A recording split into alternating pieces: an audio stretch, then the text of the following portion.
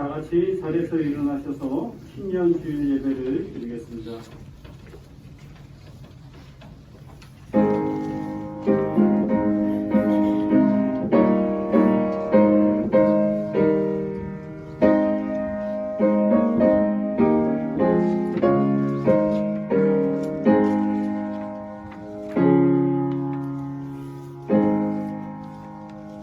야훼, 낮은 자는 들어올리시고 악인들은 땅에까지 낮추신다. 야훼께 감사 노래 불러라. 수금 타며 우리 하나님 찬미하여라.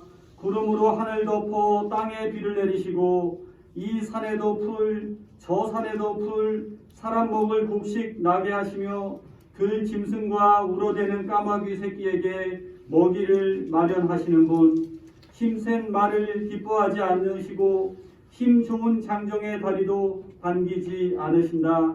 당신 두려워할 줄 아는 사람, 당신 사랑 믿는 사람, 그들만을 반기신다. 예루살렘아, 야훼를 기리어라.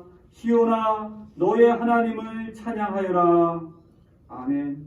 역사의 주인이신 하나님, 2022년도 첫 주일 예배로 하나님께 영광 돌립니다. 예배의 주인으로 자정하시고 주의 충만한 은혜와 긍휼을 나타내옵소서. 주 예수님 이름으로 기원합니다. 아멘.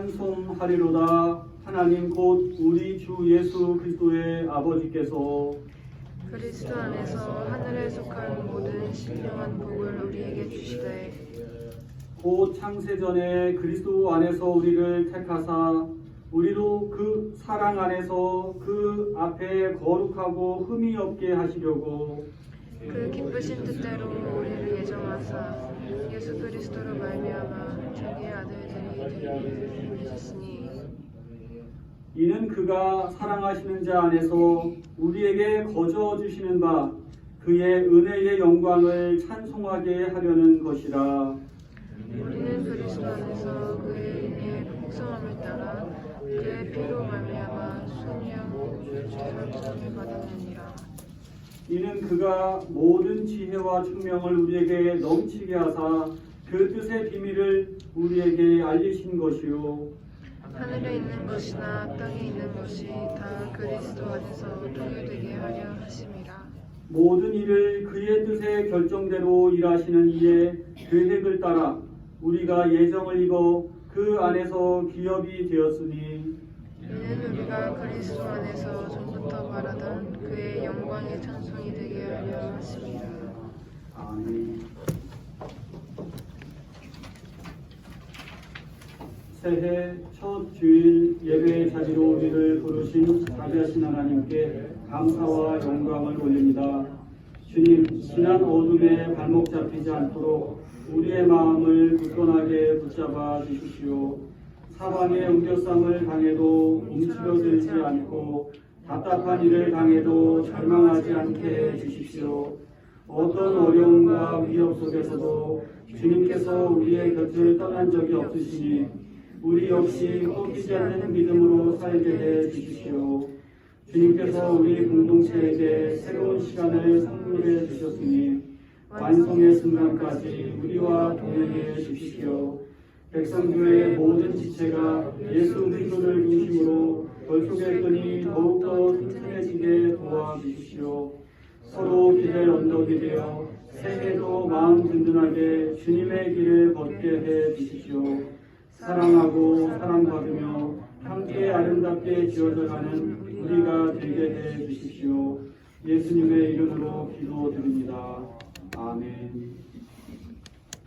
만일 우리가 죄 없는 사람이라고 말한다면 우리는 자신을 속이는 것이고 진리를 저버리는 것이 됩니다. 그러나 우리의 죄를 하나님께 고백하면 진실하시고 의로우신 하나님께서는 우리의 죄를 용서하시고 우리의 모든 불의를 씻으실 것입니다. 이제 다 같이 우리의 죄를 고백합시다.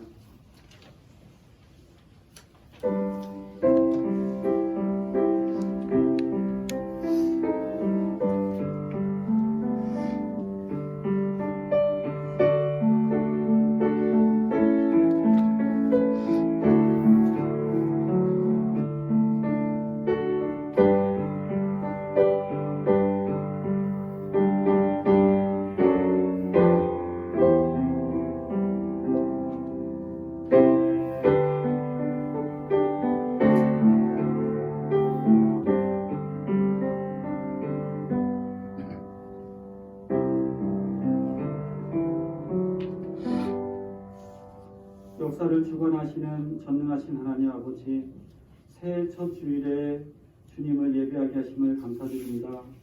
우리에게 새로운 해와 새로운 날을 허락해 주신 것처럼 우리 삶이 새로워지기를 간절히 원합니다.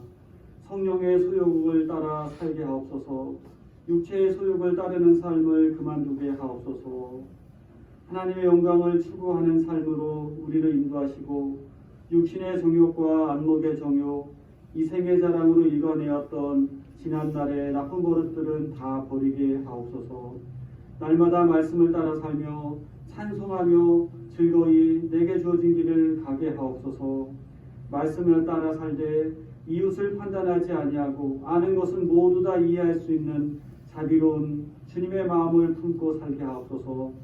주여, 우리가 주께 죄를 내려놓을 때마다 십자가 보혈로 깨끗게 하시고 불같은 성령의 능력으로 새롭게 하옵소서. 주님께서 말씀하신다. 오너라 우리가 서로 변론하자.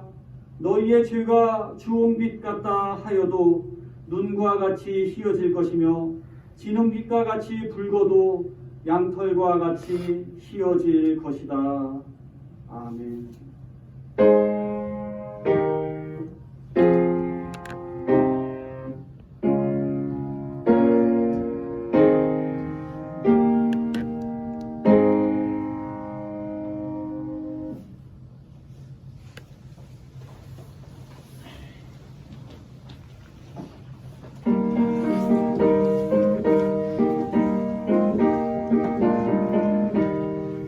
온 세상이 건강하여서 잠들지 없었더니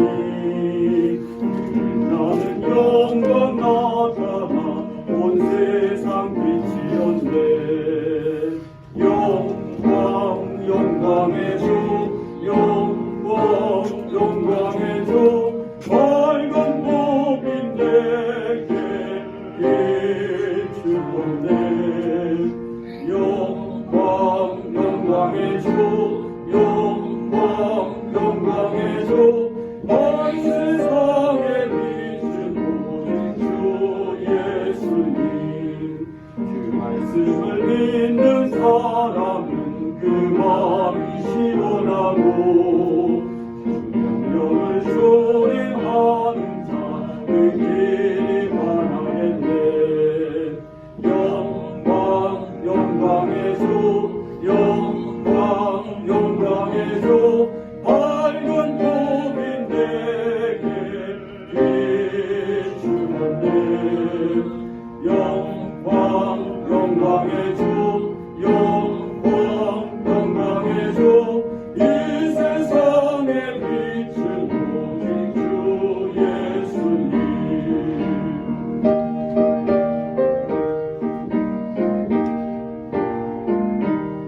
가운데 사는 사람이 그 눈이 어두워도 그 지나를 씻는 날에는 그 눈이 맑아지네. 영광 영광의 주 영광 영광의 주 밝은 복인 내게 비추었네.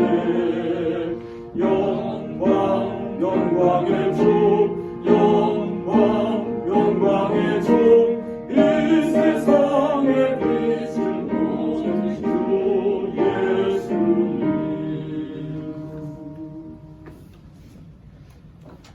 하나님의 말씀은 사도행전 27장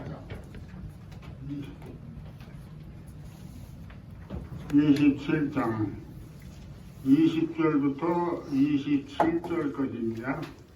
이게 85페이지. 사도행전 27장 20절부터 27절까지 교도하겠습니다. 여러 날 동안 해도 별도 보지 않고 거센 바람만이 심하게 불렀으므로 우리는 살아남으리라는 희망을 점점 잃었다.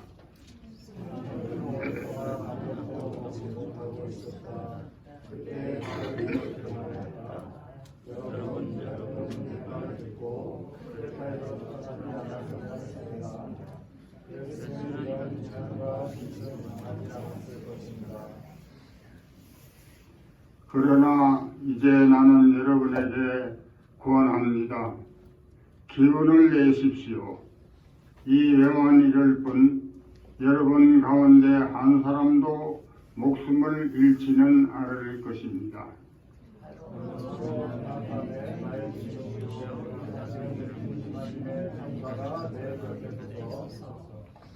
바울아, 두려워 말아라. 너는 반드시 황제 앞에 서야 한다. 보아라, 하나님께서는 너와 함께 라고 가는 모든 사람의 안전을 너에게 맡겨주셨다 라고 말씀하셨습니다.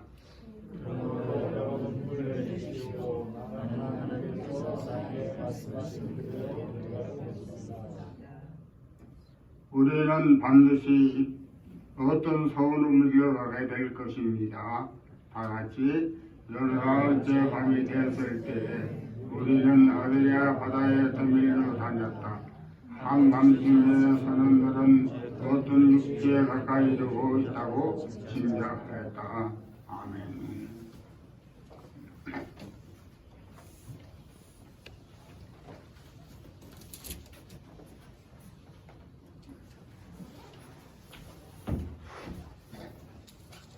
2022년 새해 복 많이 받으시기 바랍니다.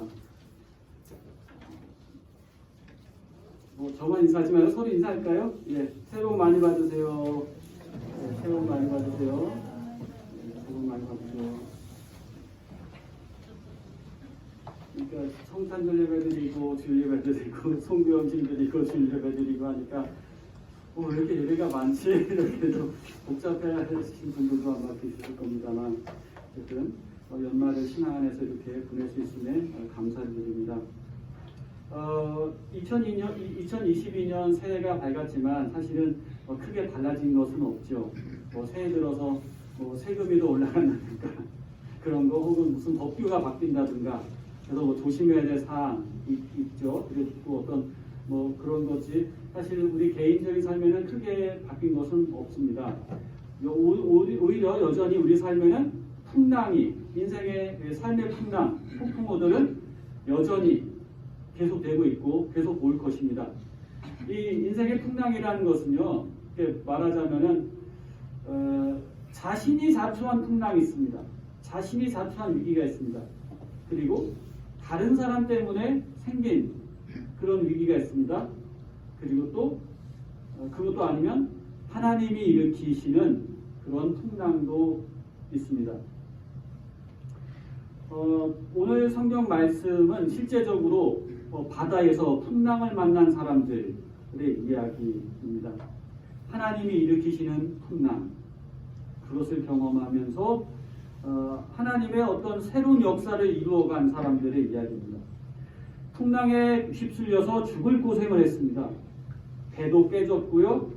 근데 신기한 것은 다 죽는 줄 알았는데 이제 죽겠다, 생명까지 포기하겠다 했는데 다 살아났다는 것입니다. 생명만은 건졌다는 것입니다. 또 놀라운 것은 어딘지도 모르고 정신을 차리고 보니까 원하던 방향으로 더 빨리 왔더라는 것입니다. 이게 이제 그 뒷부분에 말씀을 나누지만 사도 바울의 4차 전도 여행은 뭐냐면 로마에 가서 복음을 전하는 거잖아요. 로마에 갈 수 있는 좋은 방법, 안전하게 호위대에서 갈 수 있는 방법은 바울이 죄수의 신분으로 가는 것입니다. 이 바울이 로마에 가서 복음을 전하려 하는데 중간에 바울을 암살하려고 하는 유대인들이 많았던 거예요. 가장 안전하게 갈 수 있는 방법, 죄수로 호위를 받으면서 가는 방법입니다. 그런데 그래서 이제 이쪽 이제 유대 땅을 떠나서 터키로 가서 이제 그리스를 거쳐 그리스 지중해를 거쳐서 로마로 가는데 그 그리스 앞에 있는 지중해 중간에 있는 크레타 섬에 일단 도착을 했습니다. 그런데 거기서 그때가 이제 겨울이었다는 거예요. 겨울에는 그런 지중해가 저는 지중해 그러면 굉장히 아름다운 바다, 낭만적인 바다로만 생각했는데 엄청 넓고 지중해에도 유라굴로라고 하는 이 겨울 태풍이 또 불기도 하고 바다가 얼기도 하고 굉장히 여기도 혹독한 곳이더라고요. 근데 바울과 그 일행 죄수들 276명과 선장, 선주, 선원들 그리고 호위하는 병사들 한 300명이 탄 배입니다. 이 배가 크레타 섬의 미항이라는 곳에 아름답기 때문에 미항이라고 했어요. 거기에 정착을 일단 도착했습니다. 정박해서 이제 가려고 하니까 겨울입니다.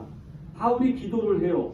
하나님 가야 되는데 어떻게 해야 됩니까? 하니까 겨울이니까 여기서 더 묵고 날이 풀리면 이제 봄이 되면 그때 가는 것이 좋겠다 하고 하나님이 바울에게 말씀해 주셨어요.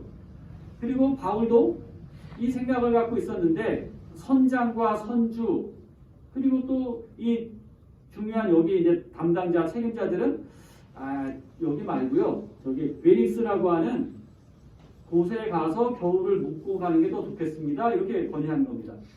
여러분 지도를 보시면 크레타 섬의 미항에서 이 베니스까지는 어디 베니스가 다른 섬에 있는 게 아니에요. 크레타 섬 안에 미항이 있고 거기서 한 65km를 가면 베닉스가 있습니다. 거기 65km를 가는 여정 중에 지금 사고가 난 겁니다. 미라글로라는 태풍이 불어갖고 지금 죽게 된 겁니다. 근데 이제 결론적으로 말씀드리면 사실 바울의 목적지는 로마잖아요. 로마에까지 태풍이 불어서 14일 동안 15일 뭐 이렇게 해서 거의 보름 동안 죽다 살다 고생을 했는데 겨울철에는 통과할 수 없는 이 지중해 바다를 태풍을 통해서 오히려 몰타섬까지 이탈리아 밑에는 몰타섬까지로 직진했다는 겁니다. 15일 동안. 겨울을 날려면 한두 달에 있어야 되는데 오히려 보름 만에 죽을 고생하면서 가버렸다는 겁니다. 그리고 하나님은 그 몰타섬에서 그 원주민들을 전도하도록 바울을 사용하셨습니다. 바울이 거기서 독수한테 물렸거든요. 근데 이제 어떤 뱀한테 물렸는데 죽지 않았어요. 그걸 통해서 그 부족 사람들이 모두 다 예수님을 믿게 되는 역사가 일어났습니다. 그러니까 사실 하나님은 바울의 시간표에는 가지 않는 것이 맞았지만 바울의 의견을 선장과 선주들은 무시했다가 해서 이런 일이 생긴 것인데 하나님은 결론적으로 더 빠른 길을 이 인간의 생각과 계획은 이렇게 됐으나 인간의 생각과 계획은 뭐 3개월 걸린 거 하나님은 이것을 보름 만에 해치우신 겁니다. 그런데 그 과정은 고난을 통해서 그렇게 하셨다는 것입니다. 처음에는 순조로운 것처럼 순조롭게 떠났죠. 그런데 엄청난 파도가 밀려오는데 참 죄송합니다만 이 해양 사고는 참 인간이 어떻게 할 수가 없는 그런 거죠. 인간의 노력이라는 게 아무것도 아닙니다. 선장의 지식과 뭐 능력, 경험 다 소용이 없는 겁니다. 이 자연의 거대한 힘 앞에서는 마지막에 손을 다 놓습니다. 이 시편 107편 말씀에도 이런 말씀인데 딱 이겁니다. 얼이 빠지고 간담이 녹고 죽다 살아난 경험 이겁니다. 모든 사람이 술 취한 사람처럼 비틀거립니다. 그 상황 속에서 정신을 못 차리는 거예요. 그들의 지혜가 모두 쓸모없게 된다. 여러분 이런 경험을 해보셨습니까? 위기를 맞이하자 사람들이 당황합니다. 배가 깨지지 않게 하기 위해서 어떻게 하냐면요. 아주 생생한 표현들이 나옵니다. 여러분 누가복음 사도행전은 누가라고 하는 의사가 기록을 했죠. 그렇죠? 누가라고 하는 의사가 기록했습니다. 사도 바울을 동행했어요. 사도 바울이 질병이 있기 때문에 주치의로 또한 동행을 했기 때문에 그것을 잘 알고 있고 잘 들어서 알고 있는 사람이 누가입니다. 그래서 누가복음을 썼으면서도 사도행전도 아주 드라마틱하게 쓸 수 있었습니다. 이 태풍이 부니까 이 선원들이 짐을 바다에 던집니다. 그리고 그래도 안 되니까 장비를 다 갖다 던져요. 그리고 여러 날 동안 해도 달도 별도 보지 못했다. 그러니까 방향 자체를 상실했다는 겁니다. 예, 동서남북 방향 자체를 상실했다는 거예요. 그렇게 해서 거센 바람에 휩쓸려 갔다. 그 절망 속에서 276명의 죄수와 선원들, 군인들이 14일 동안 꼬박 고생을 합니다.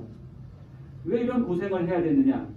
초반에 말씀드렸다시피 바울의 의견을 듣지 않고 겨울에 여기서 나고 가자는 말을 듣지 않고 선장과 선주는 한 65km 대 조금 옆에 가서 거기가 좀 더 나을 것이다. 아마 이유가 뭔지 모르겠습니다. 거기서 물자를 공급하기가 좋았는지 또 거기에서 겨울나기에 좀 더 편안하고 안락했는지 거기에 친척에 누가 있었는지 어떤 사적인 개인적인 뭐 여러 가지 이유가 있겠죠. 하지만 어쨌든 바울의 의견은 무시됐습니다. 바울은 죄수의 신분으로 지금 가고 있기 때문입니다. 또 바울은 전문가가 아닙니다. 그러니까 바울의 말을 사람들이 듣지를 않았던 겁니다. 그러나 중요한 것은 바울은 기도하는 사람이었고 하나님으로부터 이곳에서 쉬었다 가라고 하는 음성을 들은 확신을, 약속을 들은 사람이었다는 것을 이들은 알지는 못했던 겁니다. 오늘날 우리가 그 코로나 방역을 이렇게 보면서 뭐 전문가가 문제를 해결하는 건 아닌 걸 봅니다. 그렇죠? 전문가의 식견이 맞다고 해서 다 받아들여지는 것도 아니고, 예, 그런 걸 봅니다. 아마 코로나가 맞춰지면은 이제 방역 세팅에 대해서 아마 전반적인 새로운 논의가 있겠죠. 이런 게 앞으로도 있을 거니까. 근데 정부와 어떤 전문가들 뭐 이런 거 이제 잘 어떻게 조율해 갈 것이냐 이제 하겠죠. 또 그렇습니다. 전문가도 아닌데 많은 사람들이 지지한다고 해서 또 그것이 옳은 것만도 아닙니다. 그렇죠? 우리가 잘 아시다시피 모세 시대 때 정탐꾼 12명을 보냅니다. 가나안에 진군해야 되는데 정탐꾼 12명을 보냅니다. 그 중에 보고를 다 듣는데 10명은 가면 안 됩니다. 가면 우리가 박살납니다. 무참히 우리가 깨질 수밖에 없습니다. 우리 너무나 약합니다. 우리는 그 사람들 보면 우리는 메뚜기처럼 연약한 존재입니다. 이렇게 10사람은 보고하고 2사람은 여호수아와 갈렙은 그들은 우리의 밥입니다. 여러분, 그들은 우리의 밥입니다. 이 엄청난 믿음 아닙니까? 다수결로 했다면은요, 이스라엘 백성들은 가나안에 들어갈 수가 없었습니다. 아마 역사 속에서 사라졌을 겁니다. 그런데 여러분, 바로 이것입니다. 하나님의 비전을 가진 사람, 기도하는 사람 통해서 하나님은 역사하신다는 겁니다. 근데 어쨌든 누구도 기도하는 사람, 하나님의 사람 바울의 말을 듣지 않아서 이 고생을 했다는 겁니다. 누가 선장과 선주가 보기에 참 바울이 웃겼겠죠. 무슨 죄수가 무슨 말이 맞느냐 이랬겠죠. 예. 그러나 유라굴로라는 태풍을 만날 수밖에 없었습니다. 이건 정말 죽을 수밖에 없었습니다. 경영학자들은 뭐 얘기하잖아요. 우리 보통 얘기하잖아요. 정치가들도 그러고 위기입니다 하면서 위기는 위험한 기회입니다. 위기 가운데서 기회를 우리가 잡아야 됩니다. 뭐 이런 얘기를 하잖아요. 근데 이거는 사실 멋있는 얘기입니다만은 위기라기보다는 적당한 어려움이겠죠. 자신들이 컨트롤할 수 있는 범위 아니니까 가능한 얘기겠죠. 하지만 신앙적인 관점에서의 위기는 이런 걸 초월합니다. 그것은 유능한 인간도 어떻게 할 수 없는 것입니다. 인간이 전혀 손쓸 수 없는 상황, 그것을 우리는 위기라고 말을 합니다. 왜 우리의 삶은 위기를 겪어야 하는 걸까요?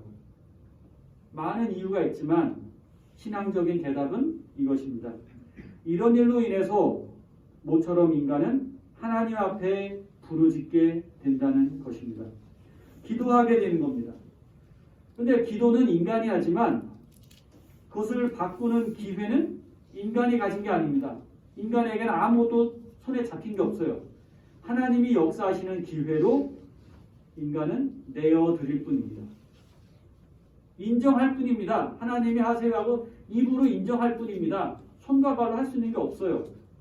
그리고 이제 점차 상황이 바뀌면서 이제 사람이 할 수 있는 게 생기겠죠. 고난은 인생의 아픔이지만 거기에는 하나님의 뜻이 있다. 고난이 주는 유익은 하나님의 말씀으로 돌아오게 하는 것입니다. 그래서 하나님 말씀으로 새로운 창조가 일어나는 겁니다. 인간에게 주어진 조건과 하나님이 만들어 가시는 작품에 대해서 오늘 성경이 이야기하고 있는 겁니다. 여러분 어디에 비중을 두고 계십니까? 내게 주어진 조건, 내가 갖고 있는 지식, 경험, 이거를 앞세우십니까? 아니면 하나님의 말씀을, 하나님 역사하시는 하나님을 앞세우고 계십니까?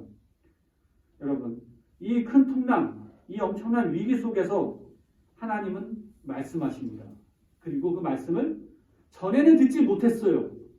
그런데 이제는 듣게 하십니다. 그러기 위해서 풍랑을 일으키신 겁니다. 그래서 듣고 하나님을 의지하고 믿고 하나님의 뜻을 향해 살아가도록 이끄시는 겁니다.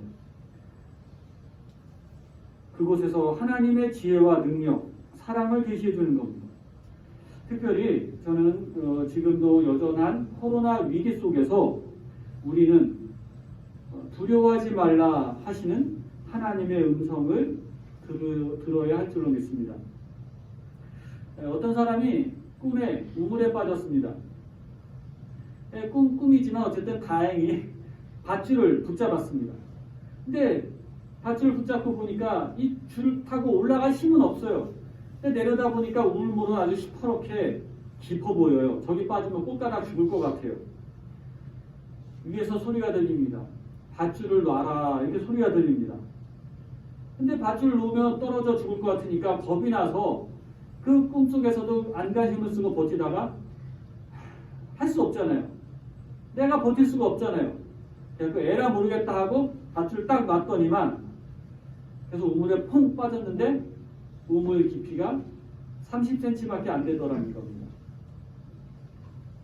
우리 삶의 문제도 마찬가지입니다. 우물물이 깊어서 두려운 게 아니라 사실은 믿음이 없어서 두려운 겁니다. 믿고 줄을 놓으면 그냥 편하게 퐁당 들어가면 30cm밖에 되지 않습니다. 산산이 부서질 만큼 깊은 바닥, 그런 바닥이 우리 인생에서 그렇게 많지 않습니다. 다시 한번 말씀드립니다. 산산이 부서질 만큼 깊은 바닥이란 인생에서 그리 많지 않습니다. 추락을 두려워하지 말아야 합니다. 인생 밑바닥 그렇게 깊지 않습니다. 제가 어제 밤 이렇게 통계자를 보니까요. 지난 2년간 코로나로 인한 사망자 숫자를 보니까 5,625명이었습니다. 5,625명. 그러니까 많게 잡아야 1년에 3,000명 이렇게 되는 거죠. 3,000명이 안 되는 거죠. 그러니까 지난 2년간 숫자입니다. 관계자분들이 많이 애쓰신 결과죠. 그렇죠? 우리나라 의료 어떤 체계나 이런 것들이 잘 돼 있으니까 이만한 건데 이게 여러분 많이 들어서 아시잖아요. 교통사고 사망자가 1년에 3,000명이 넘습니다. 그렇죠? 그리고 뭐 코로나가 걸려서 죽을까 보다 이게 걸리면 이제 다 마비되니까 주변에 민폐 끼치니까 이제 그게 사실은 두렵고 걱정되는 거 아닙니까? 코로나 사망률도 낮춰야지만 교통사고 사망률도 낮춰야 되고요. 흡연과 미세먼지로 인한 사망자 낮추기는 사실은 더 시급합니다. 이게 호흡기 질환이잖아요. 폐 관련된 거잖아요. 우리 숨 쉬는 거잖아요. 코로나뿐만 아니라 도처에 사고의 위험이 있습니다. 위험한 사회에 코로나가 더해진 것뿐입니다. 또 한편 코로나로 인해서 자영업자들은 힘들지만 어쨌든 음주를 덜 하니까 음주 사고가 줄어들었어요. 또 이런 점도 있습니다. 어쨌든 위기의 시대에 우리가 할 일은 먼저 두려워하지 않는 것입니다. 하나님의 음성을 듣는 겁니다. 백신을 맞았으니까 난 안심이다 이런 게 아닙니다. 어떻게 되든지 간에 두려워하지 말라. 이 음성 안에 거하는 겁니다. 하나님은 바울이 풍랑 이 죽음의 위협 속에서 평안을 주셨습니다. 그냥 평안을 주신 게 아니고 약속의 말씀을 주셨어요. 미래를 알려주셨습니다. 내가 살아서 할 일이 있다. 이겁니다. 내가 살아서 할 일이 있다. 죽을 것 같아요. 지금 10달 동안 먹지도 못하고 정신없이 이렇게 있는데 배가 다 깨졌어요. 그 위기의 순간에 내가 할 일이 있다. 뭡니까? 할 일이 있으니까 지금 이건 벗어난다는 약속이죠. 확실한 약속이죠. 위기의 순간에 하나님은 바울에게 사명을 확인시켜 주셨습니다. 네가 로마에 가서 로마 황제 앞에서 복음을 전하리라. 이 사명. 네가 살아서 할 일은 이것이다. 저는 지난 2년간 우리들 중에 우리 백성교회 교우들 중에 어느 누구도 감염 없이 이렇게 지켜주신 하나님께 감사를 드립니다. 감염됐어도 지나갔겠죠. 그렇죠? 그게 없었으니까 그것도 더 감사한 거죠. 혹시 확진이 되고, 제가 이건 하나의 매뉴얼입니다. 앞으로도 걸리지 않길 간절히 바라는 마음인데, 혹시라도 이건 하나의 매뉴얼이니까 혹시라도 확진이 되고 격리 입원하시더라도 당황하지 마시기 바랍니다. 너무너무 미안해서나 어쩔 줄 몰라 이렇게 하지도 아시기 바랍니다. 그냥 다 함께 기도할 수 있도록 교우들에게 알려주시기 바랍니다. 걸렸다고 해서 비난할 사람은 아무도 없습니다.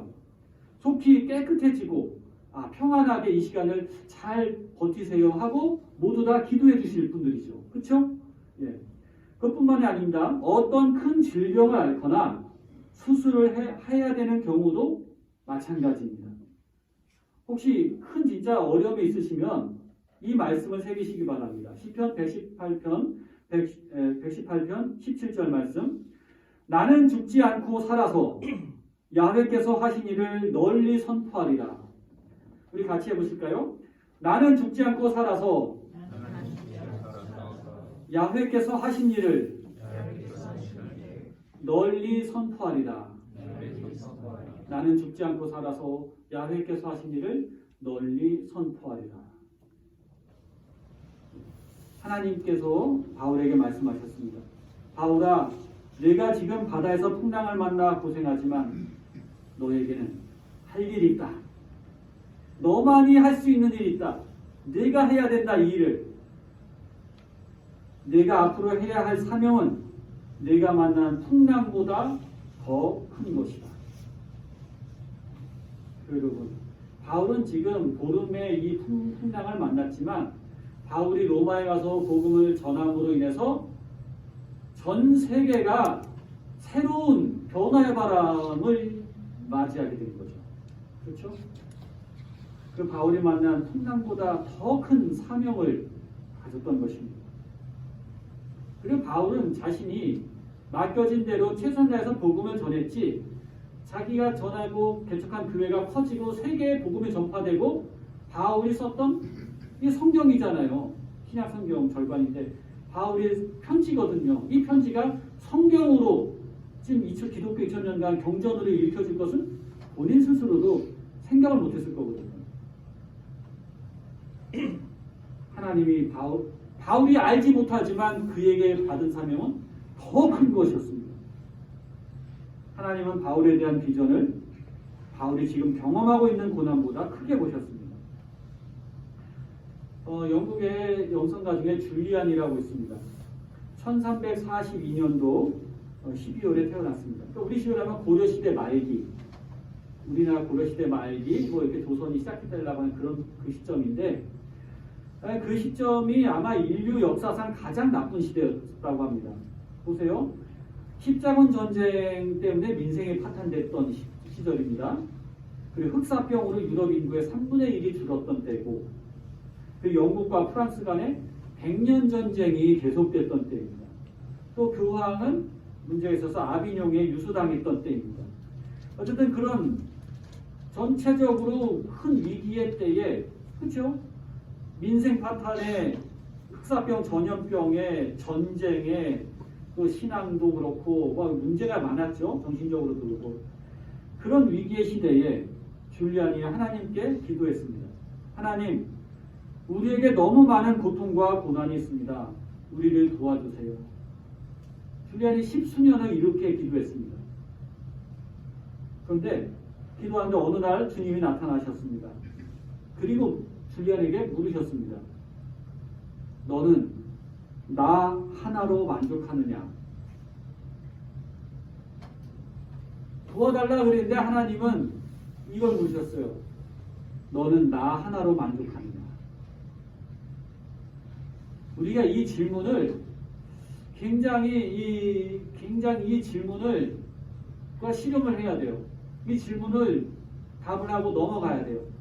너는 나 하나로 만족하느냐?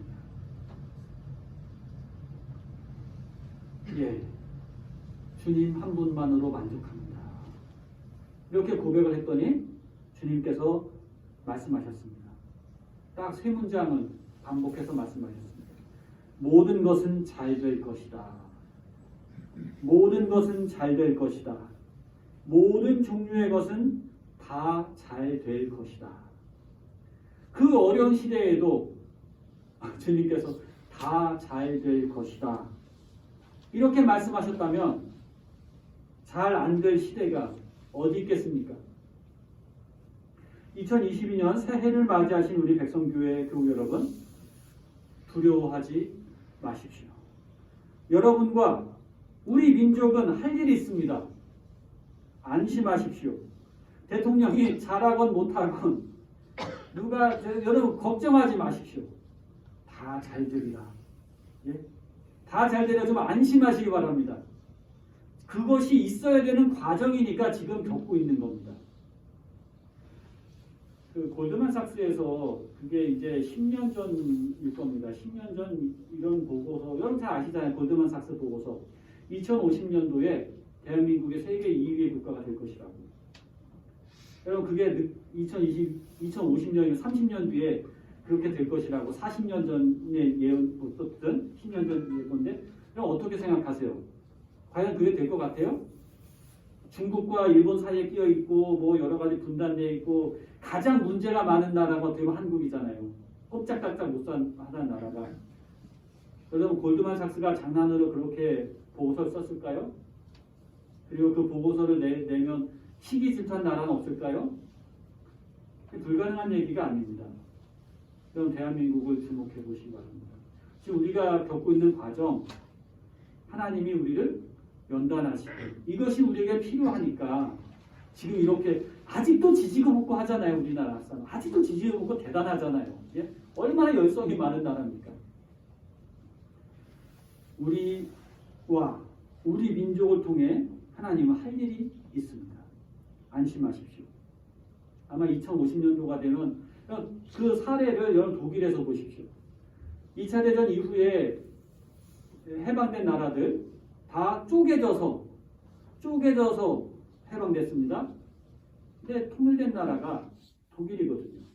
근데 독일이 유럽 전체와 세계를 위해서 엄청나게 봉사를 하고 있습니다. 그럼 대한민국이 앞으로 통일이 되면 어떻게 될까요? 우리만 잘 산 나라가 될 수는 없습니다. 대한민국은 세계를 위해 봉사해야 될 책임이 거기에 뒤따를 것입니다. 그러니까 이제 통일이 돼서 우리가 못 사네, 뭐 세금 더 내야 되네 이런 것이 아니라 우리가 감내해야 될 목도 있어요. 앙겔라 메르켈이 독일 총리가 뭐 한 15년 이상 이렇게 총리하면서 독일을 강국으로 분단된 나라를 다시 합쳤는데 어려웠잖아요. 그걸 굉장히 세계 강대국으로 다시금 올려놨잖아요. 대한민국도 마찬가지일 것입니다. 지금은 이렇지만 이제 통일이 되면 이 나라가 정말 중국과 일본도 우리가 손을 잡고 그게 이제 균형자론이었잖아요. 그렇죠? 근데 우리 힘으로만 할 수 있는 건 아닙니다. 지금의 과정 이것이 필요합니다. 안심하십시오. 모든 일은 잘 되게 되어 있습니다. 다 잘 되어 있을 미래, 그 미래가 현재로 다가오도록 지금 복잡하고 어려운 것들을 하나씩 치워나가시면 됩니다. 그렇게 함으로써 나를 향하신, 우리를 향하신 하나님의 계획과 목적이 이루어지도록 함께 나아갑시다. 변화오는 총리 하나님, 우리가 혼돈의 풍랑 속에서 주님만을 바라보게 하옵소서. 내게 주신 사명에 집중함으로 질병과 죽음의 위협들을 두려워하지 않게 하옵소서. 내가 죽지 않고 살아서 주님께서 하신 일들을 선포하리라 하는 믿음의 결기로 새해를 힘차게 출발하고자 합니다. 다 잘 되어 있을 미래를 속히 앞당기고 우울하고 지친 세상에 주님의 빛과 생기를 전해주는 성령 충만한 그리스도인이 되게 하옵소서. 우리 주 예수님의 이름으로 기도드립니다. 아멘.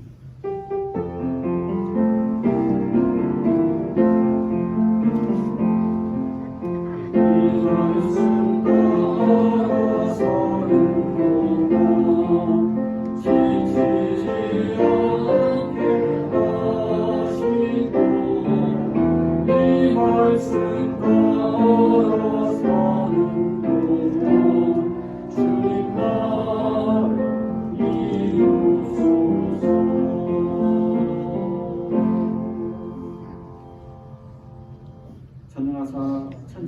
되신 하나님 아버지를 내가 믿사오며 그 외아들 우리 주 예수 그리스도를 믿사오니 이는 성령을 잉태하사 동정녀 마리아에게 나시고 본디오 빌라도에게 고난받으사 십자가에 못 박혀 죽으시고 장사한 지 사흘 만에 죽은 자 가운데서 다시 살아나시며 하늘에 오르사 전능하신 하나님 우편에 앉아 계시다가 드디어서 산자와 죽은 자를 심판하러 오시리라.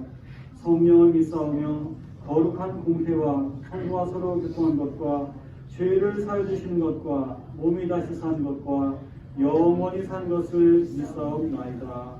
아멘.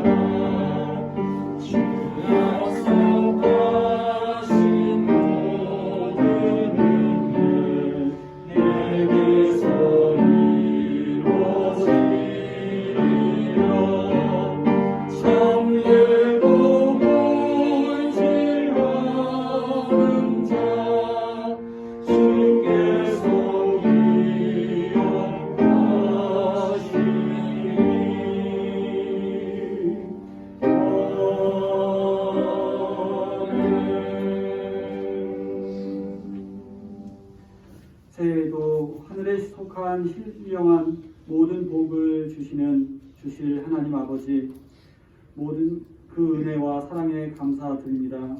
주님께 감사하며 또 헌신의 예물을 드립니다. 부족함 없는 은혜를 통해서 우리가 이 자리까지 왔고 또한 그 은혜가 우리에게 영원할 것을 믿습니다. 알 수 없는 일들로 가득 찬 인생 가운데, 우리가 제어할 수 없는 일들로 가득한 가운데 선하신 주님의 사랑으로 우리를 보존하시고 공의로 다스려 주셔서 평화와 신뢰와 기쁨으로 충만한 삶을 살게 하실 줄을 믿습니다. 우리는 당신의 자녀이오니 아버지의 뜻이 우리에게 이루어 좁지소서. 주님, 육신이 연약해서 허리와 골반이 또 혈관이 안 좋아서 고생하시는 우리 교우들, 또 아물지 않은 마음의 상처로 애태우는 교우들, 취업과 시험, 중요한 일들을 앞둔 우리 자녀들, 주님 모두 넉넉하게 품어주셔서 한량없는 은혜의 길로 인도해 주시기를 강건하게 하여 주시고 주님 기뻐하시는 진로로 인도해 주시기를 원합니다. 극복하기 어려운 고난 속에 있습니까? 그 아픔을 보시는 하나님의 사랑을 깨닫게 하여 주시고 하나님 예비하신 더 좋은 길로 인도하여 주시옵소서. 한 해 우리의 삶을 인도해 주시고 함께 해 주실 주님께 감사하며 이 모든 말씀 예수님의 이름으로 기도드립니다. 아멘.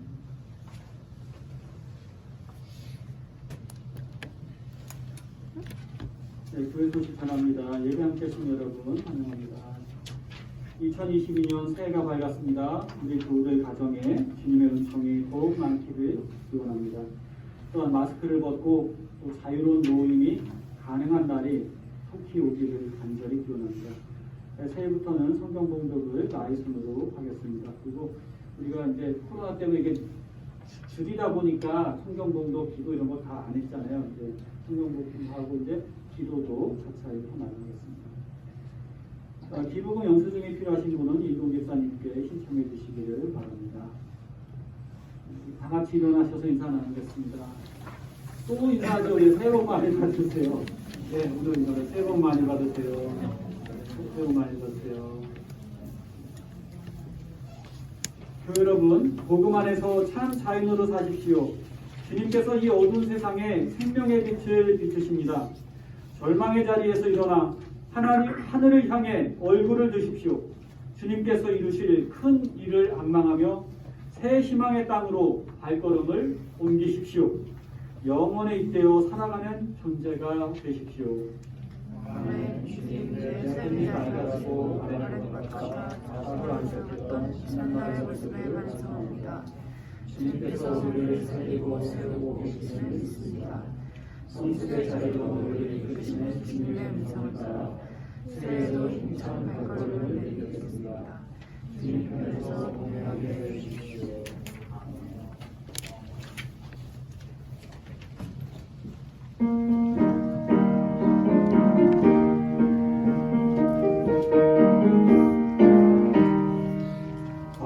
지가 장미꽃같이 피는 것을 볼 때에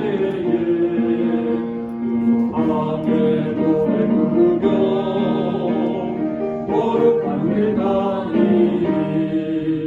어디 거룩한 그 길에 검은 구름 없으니 땅과 같이 맑고 밝은 거룩한 길 가니 하나님의 아름다움과 그의 영광 볼 때에 모든 괴로움 잊어버리고 거룩한 길 가니 어디 거룩한 그 길에 검은 구름 없으니 땅과 같이 밝고 밝은 거룩한 길 가니 땅에 샘물 터지고 사막에 물 흐르는데 눈으로 찬송 부르며 거룩한 길 가니 거기 거룩한 그 길에 검은 구름 없으니 땅과 같이 밝고 밝은 거룩한 길 가니 거기 악한 짐승 없으니 두려울 것 없으네 평안과 즐거움으로 거룩한 길 가니 거기 거룩한 그 길에 검은 구름 없으니 땅과 같이 밝고 밝은 거룩한 길 가니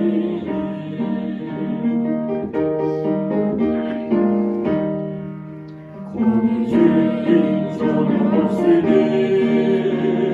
거룩한 자뿐이라 주 주신 연유가 쓰고 거룩한 길 가니 거기 거룩한 그 길에 검은 구름 없으니 땅과 같이 밝고 밝은 거룩한 길 가니